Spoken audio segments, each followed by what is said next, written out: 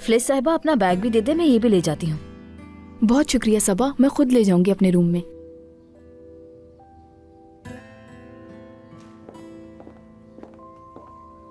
तूबा, तुमने अपने लिए कुछ क्यों नहीं खरीदा?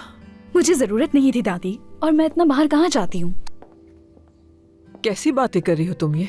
जिंदगी को अपने तरीके से जियो बेटी, ख्वाबों को मत मारो, तुम जवान हो। जाओ बाहर अपने दोस्तों के साथ जाओ बेटी, ऐसा नहीं करते।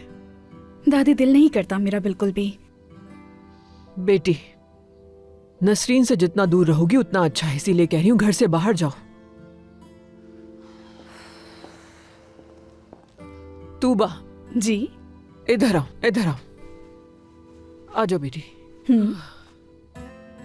तुम्हें कोई काम करना चाहिए, जितना मसरूफ रहोगी उतना अच्छा होगा।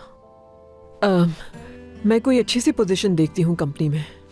नहीं दादी, कंपनी में तो हरगिज काम नहीं करूंगी। अगर मेरा दिल किया तो मैं कोई अच्छी सी नौकरी खुद ढूंढ लूंगी, आप परेशान ना हो। अपने कमरे में जा रही हूँ मैं।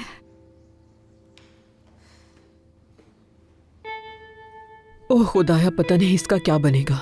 या अल्लाह रहम कर।